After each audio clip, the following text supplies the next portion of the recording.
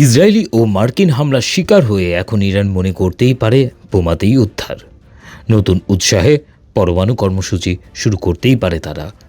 মার্কিন গবেষণা প্রতিষ্ঠান কুইন্সি ইনস্টিটিউট ফর রেসপন্সিবল স্টেটক্রাফটের নির্বাহী ভাইস প্রেসিডেন্ট টেট্রা পার্সিও এমনটাই মনে করেন। তার মতে ইরানের সবচেয়ে মূল্যবান পারমাণবিক সম্পদ হলো তাদের সমৃদ্ধ ইউরেনিয়ামের মজুদ।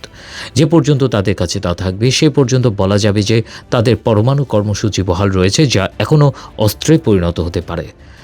টেট্রা পার্সি মনে করেন, প্রমাণ ছাড়া ইরানে যুক্তরাষ্ট্র ও ইসরায়েলের হামলা বিশ্বজুড়ে পারমাণবিক অস্ত্রহীন অনেক দেশকেই শঙ্কিত করবে। এই পরিস্থিতিতে ইরান আগামী 5 থেকে 10 বছরের মধ্যে পারমাণবিক অস্ত্রধারী দেশে পরিণত হবে। পারমাণবিক অস্ত্রের বিস্তার রোধ চুক্তি থেকে বেরিয়ে যাওয়াও অসম্ভব নয়।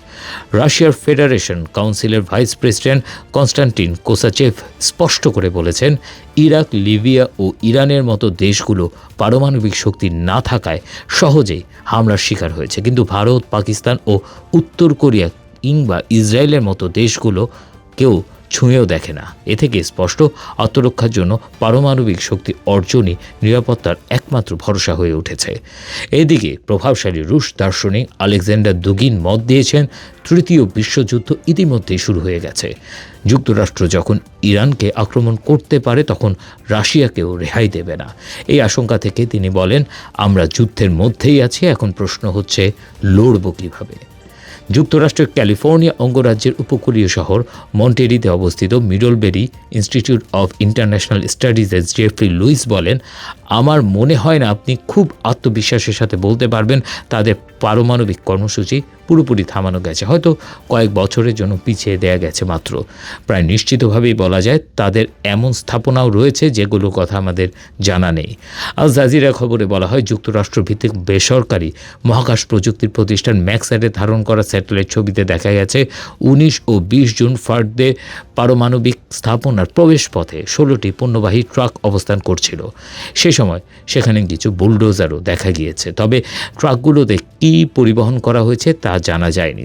সিএনএনের কর্পোরেশন সহযোগী গবেষক ও কৃত্রিম উপগ্রহের ছবি বিশ্লেষক ডেকার ইভেলেথ বলেন, ম্যাক্সারের ছবি এবং যুক্তরাষ্ট্রের জয়েন্ট চিফ অব স্টাফসের চেয়ারম্যান জেনারেল ড্যান কেইন বলেন, প্রথমে ফার্দোতে 6টি এমওপি ফেলা হয়, তারপর ঠিক একই স্থানে আরও 6টি বোমা ফেলা হয়, যাকে বলা হয় ডাবল ট্যাপ। কেইন বলেন, প্রাথমিক মূল্যায়নে দেখা যাচ্ছে স্থাপনাগুলো চরমভাবে ক্ষতিগ্রস্ত হয়েছে, তবে কোনো পারমাণবিক স্থাপনা অক্ষত আছে কিনা সে বিষয়ে আগেভাগেই কিছু বলতে অস্বীকৃতি জানান তিনি। যুক্তরাষ্ট্রের অ্যারিজোনা অঙ্গরাজ্যের সিনেটর মার্ক কেলিও একই রকম উদ্বেগ প্রকাশ করেছেন। তিনি একজন ডেমোক্রেট ও সিনেট গোয়েন্দা কমিটির সদস্য। তিনি প্রতিদিন সংশ্লিষ্ট গোয়েন্দা তথ্য পর্যালোচনা করছেন বলেও জানিয়েছেন।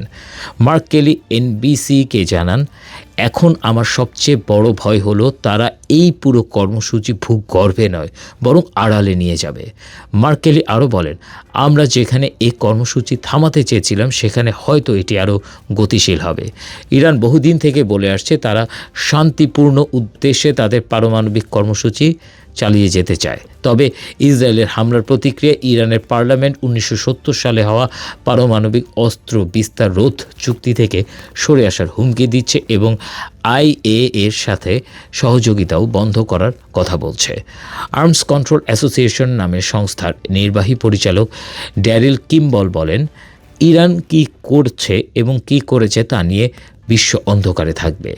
গতকাল ইরানের এক শীর্ষ কর্মকর্তা রয়টার্সকে বলেন, অস্ত্র তৈরির উপযোগী মানের কাছাকাছি 60% সমৃদ্ধ ইউরেনিয়ামের বেশিরভাগই যুক্তরাষ্ট্রের হামলার আগে একটি অজ্ঞাত স্থানে সরিয়ে ফেলা হয়েছিল। কয়েকজন বিশেষজ্ঞ সতর্ক করেছেন, ইরান সম্ভবত গতকাল মার্কিন হামলার আগে ফার্দো থেকে প্রায় অস্ত্র তৈরির উপযোগী উচ্চমাত্রার সমৃদ্ধ ইউরেনিয়ামের মজুদ সরিয়ে নিয়ে গিয়েছে। অন্যান্য পারমাণবিক উপাদান সহ এগুলো এমন স্থানে লুকিয়ে রেখেছে যা সম্পর্কে ইসরায়েল, যুক্তরাষ্ট্র ও জাতিসংঘের পরিদর্শকেরা জানেন না। তারা উল্লেখ করেছেন, ম্যাক্সার টেকনোলজিসের কৃত্রিম উপগ্রহের ছবিতে গত বৃহস্পতিবার ও শুক্রবার ফার্দোতে অস্বাভাবিক তৎপরতা দেখা গিয়েছে। এটি একটি প্রবেশপথের বাইরে অনেকগুলো যানবাহনের দীর্ঘ সারি ছিল।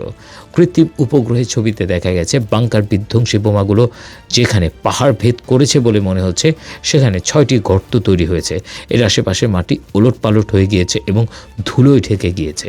যুক্তরাষ্ট্র এবং ইসরায়েল বলছে তারা তেহরানের পরমাণু কর্মসূচি বন্ধ করতে চায়, তবে ইরানের পারমাণবিক স্থাপনা ও সরঞ্জামগুলো পুরোপুরি ধ্বংস করতে ব্যর্থ হলে দেশটি হয়তো সহজেই আবার তার অস্ত্র কর্মসূচি শুরু করতে পারবে।